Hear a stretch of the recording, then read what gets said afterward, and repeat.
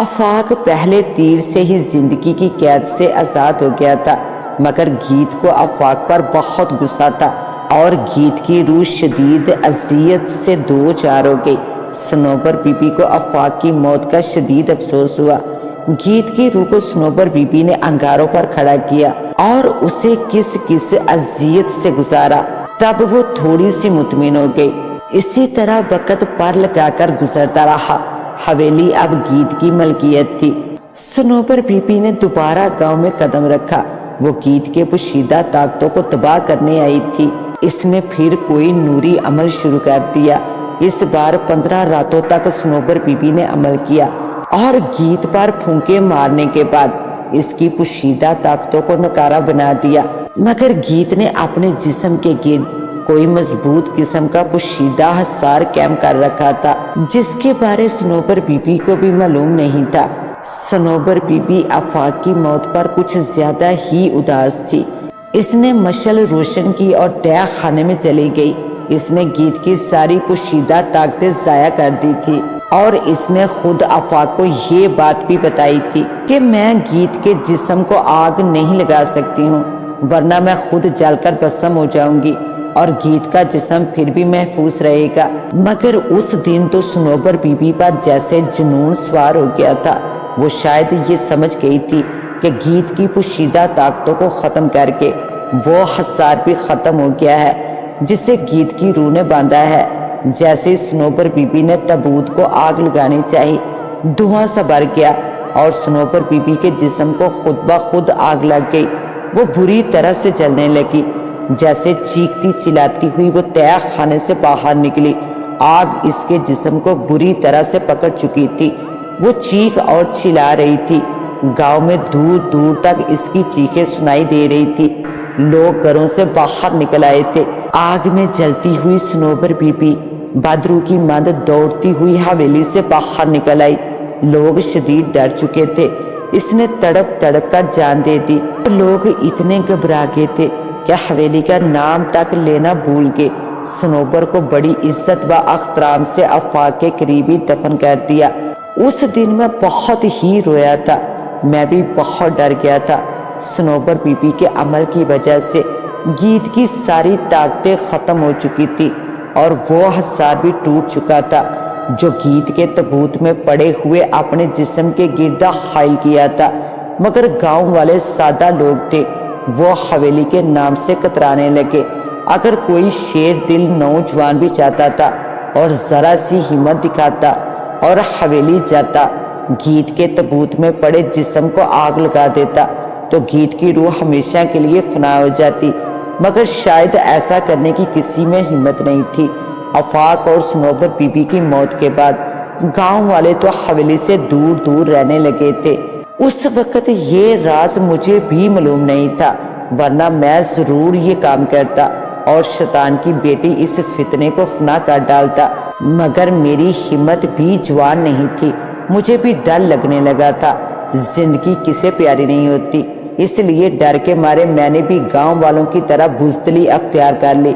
حالانکہ صنوبر be be نے اپنی جان کی قربانی دے کر وہ حصار مٹا دیا تھا، مگر ہم سب اتنے ڈر چکے تھے اور کسی کو بھی یہ پتا نہیں تھا کہ صنوبر بی بی نے وہ خطرناک حصار ختم کر دیا ہے۔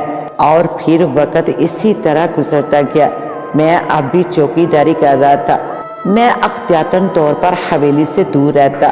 لوگ اس حویلی سے اتنا ڈر چکے تھے کہ سر شام ہی گھروں میں بند ہو جاتے، اور پھر کئی سال گزر چکے تھے۔ حویلی کے اندر گیت کی روح قید تھی، مگر وہ حویلی سے باہر نہیں آ سکتی تھی۔ اکثر اس کی رونے کی آوازیں تاریخ راتوں میں سنائی دیتی۔ وہ اب گاؤں والوں کو نقصان نہیں پہنچا سکتی تھی، مگر گاؤں والے بری طرح سے ڈرے ہوئے تھے۔ پھر کئی سال کے بعد ایک خانہ بدوش خاندان اسی حویلی میں آ کر رہنے لگا۔ پہلی رات کو ہی گیت کی روح نے اپنے آپ کو ان لوگوں پر اشکار کر دیا تھا۔ وہ خانہ بدوش لوگ اتنے زیادہ ڈرے کہ پہلی ہی رات بھاگ گئے۔ پھر یہ حویلی چودھری اکرم کے چھوٹے بیٹے نے حاصل کر لی۔ عرفان کو گیت کی روح نے بری طرح سے زخمی کر دیا تھا۔ وہ کئی مہینے ہسپتال میں رہا تھا، مگر وہ اب دوبارہ سے حویلی پر قابض ہو گیا تھا۔ وہ اور اس کی بیوی اپنے 3 سالہ بچے کے ساتھ آگے تھے۔ عرفان چودھری کی اپنی بہت زمینیں تھی، مگر یہ حویلی وہ اس لیے حاصل کرنا چاہتا تھا کہ یہاں پر اس کے باپ اور بڑے 2 بھائیوں نے جانیں دی تھی۔ عرفان چودھری خاص طور پر حویلی پر نظر رکھے ہوئے تھا۔ جیسے معاملہ کچھ ٹھنڈا ہوا اور کئی سال بیت گئے، وہ دوبارہ سے حویلی حاصل کرنے آ گیا۔ 2-3 دن تو خیریت سے گزر گئے، پھر گیت کی روح نے انہیں ڈرانا شروع کر دیا، مگر وہ اسے نقصان نہیں پہنچا سکی۔ پھر وہ اتنے ڈر گئے کہ حویلی خالی کر دی اور حویلی کے کاغذات بنوا کر ایک امیر کبیر جوڑے کو بھجوا دیے۔ پھر مسز کمال اور مسٹر کمال لندن سے اس حویلی میں رہنے کے لیے آ گئے، مگر گیت کی روح کو دیکھ کر اور تہ خانے میں تابوت کو دیکھ کر مسز کمال خوف سے حیران رہ گئی۔ وہ خاصی تو ہم پرست عورت تھی، شوہر کے ساتھ فوراً لندن چلی گئی۔ حویلی کئی سال بند رہی، پھر لندن میں کوئی نوجوان جوڑے نے اس اسیبی حویلی کو خرید لیا۔ دونوں نے نئی شادی کی تھی، حویلی میں رہنے کے لیے آگے۔ 2-3 دن گزار کر انہیں بھی گیت کی روح نظر آ گئی تھی۔ گیت کی روح کبھی سسکیاں لیتی تھی، کبھی ساری رات حویلی میں پھرتی نظر آتی تھی۔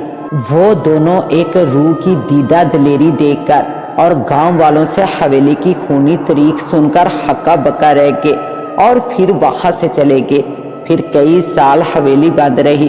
گاؤں میں ترقیاتی کاموں کی وجہ سے گاؤں قصبے میں تبدیل ہو گیا، مکانات پکے ہوتے گئے، لوگ تعلیم یافتہ ہو گئے، کچھ لوگ باہر ملک سے چلے گئے اور کچھ مر گئے۔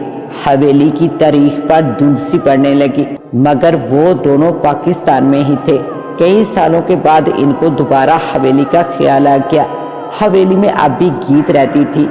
گیت زیادہ سے زیادہ حویلی کے باہر جو سامنے باغ تھا اس میں پائی جانے لگی۔ وقت پر لگائے گزرتا رہا اور وہ اب گاؤں نہیں رہا تھا، خوبصورت قصبے میں بدل گیا تھا۔